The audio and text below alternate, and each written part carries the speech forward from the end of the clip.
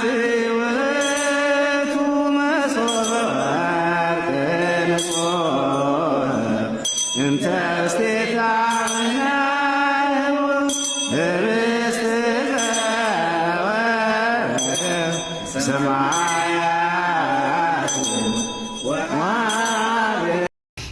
የቆሮንቶስ ሚዲያ ተከታታዮች ባያላችሁበት ቦታ ሁሉ ሰላም፣ ፍቅር፣ አንድነት ከእናንተ ጋር ጸንቶ ይኑር። አሜን። የኦርቶዶክስ ተዋሕዶ ቤተክርስቲያን እምነት ተከታዮች በሙሉ ለዚህ ቀን እንኳን አደረሳችሁ። በዛሬው ዕለት ደግሞ ለየት ያለ ሁላችሁንም ራሳችሁን የምትፈትሹበትን ሐሳብ ይዤላችሁ መጥቻለሁና አብራችሁን ቆዩ።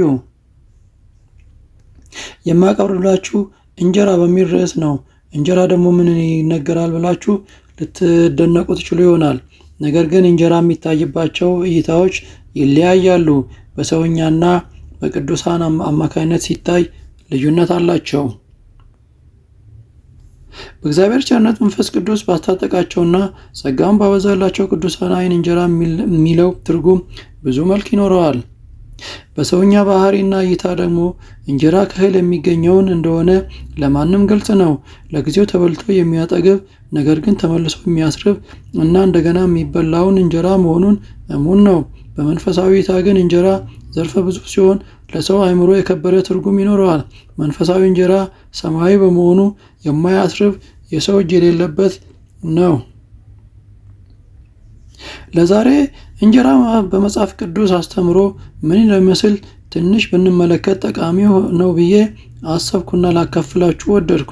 አብረን እንዝለቅ። አንደኛ፣ የዕለት እንጀራ። ይሄም በአቡነ ዘበሰማያት ጸሎት ላይ የምናደርሰው የጸሎት ክፍል ነው።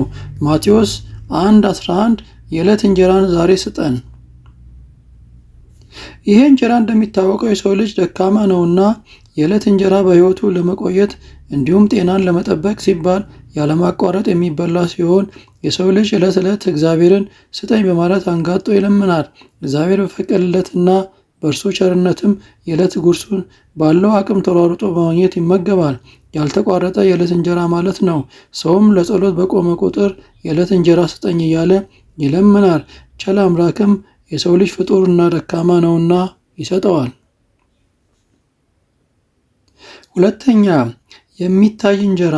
ዮሐንስ 6:13 ስለዚህ አከማቹ፣ ከበሉትም ከ5ቱ የገብስ እንጀራ የተረፈውን ቁርስራሽ 12 መሶብ ሞሉ።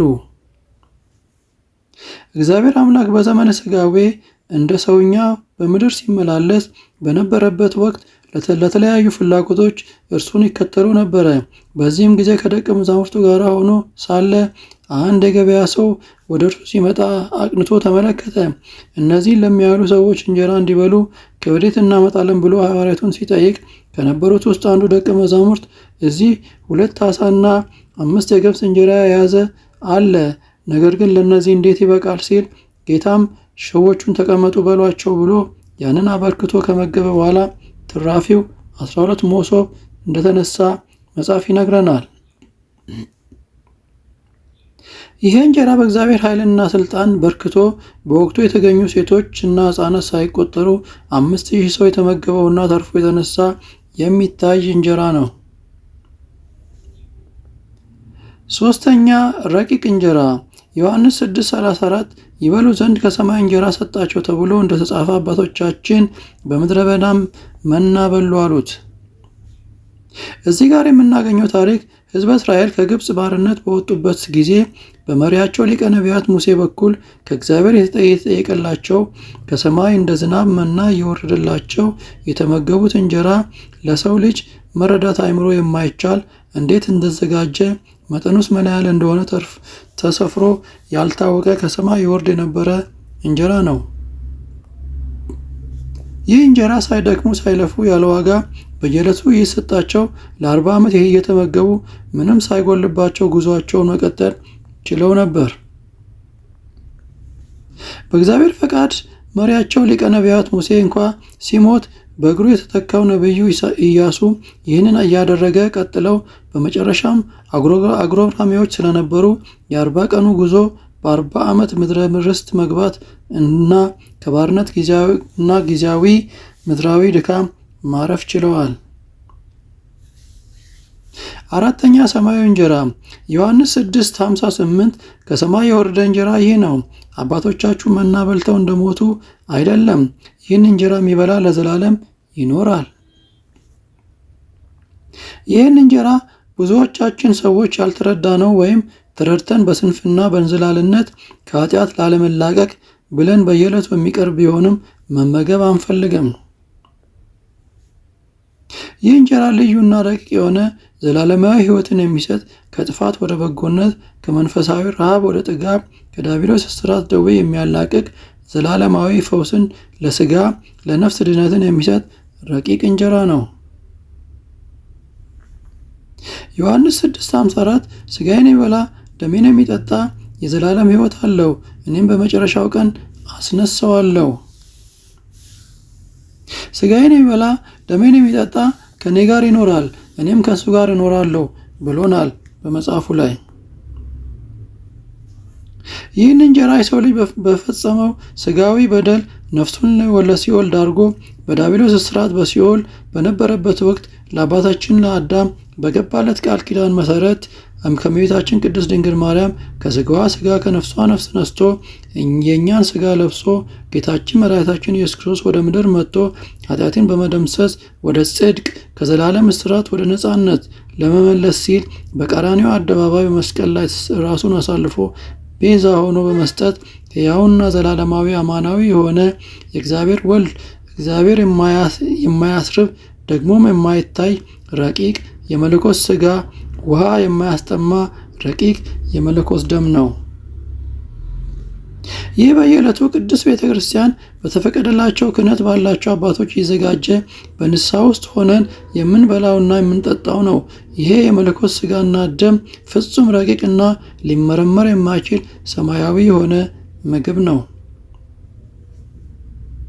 5ኛ የምስጋና እንጀራ ማቴዎስ 15:36 7ቱንም እንጀራ ዓሣውንም ይዞ አመሰገነ፣ ቆርሶም ለደቀ መዛሙርቱ ሰጠ፣ ደቀ መዛሙርቱም ለሕዝቡ። ይህ አይነቱ እንጀራ ሁለት መልክ ያለው ነው። በዓለማዊ ዓይን ሲታይ ለሥጋ ፍላጎት የሚሆነውን ምድር ያፈራችውን ምግብ ስንመገብና አእምሯችንም አካላችንም ሲጠግብ በሚገኘው ደስታ እንጀራውን የሰጠንን እግዚአብሔርን አመስግነን እንደምንመገበው ያሳያል። ሌላውና ረቂቁ የማይታየው ለሰው አእምሮ የሚረቀው ግን የቱንም ያህል ለፍተን ለሥጋም ፈቃድ ምግብ ማዘጋጀት ብንችልም የሚሰጠን የማይታየው ረቂቁ እርሱ አልፋና ኦሜጋ ስለሆነ በማንኛውም ጊዜ ያልታሰበ እንጀራ ስለሚሰጠን ከማመስገን እንዳንጎድል ሲያስተምረን ነው። እግዚአብሔር አምላክ ይህንን ሁሉ የሚያደርገው እና በምሳሌ የሚያስተምረን በእኛ አቅምና ፍላጎት ምንም ማድረግ እንደማንችል እርሱ ከፈቀደ ግን ረቂቁን ሆነ የሚታየውን እንደየመሻታችንና ልንሸከመው በምንችለው አቅማችን መጠን እንደሚሰጠን ነው። ከሰው ልጅ ሁል ጊዜ የምስጋና ቃል ወደ እግዚአብሔር ማድረስ ሰውኛ ባህሪ ነው ሰውኛ ባህሪ ሲሆን የእግዚአብሔር ደግሞ መመስገን ባህሪያዊ ነው መሆኑንም ሲገልጽ ነው። ወደ ቤተሰቦቼ አሁን ካነሳናቸው ሀሳቦች ከ5ቱ ነጥቦች ውስጥ እያንዳንዶቹን ራሳችሁን እዛ ውስጥ ከታችሁ ብታዩ ምን እንደጎደላችሁ ራሳችሁ ታውቁታላችሁ። እያንዳንዱ ሰው በራሱ ፍላጎትና በራሱ እንቅስቃሴ ምንም ማድረግ አይችልም።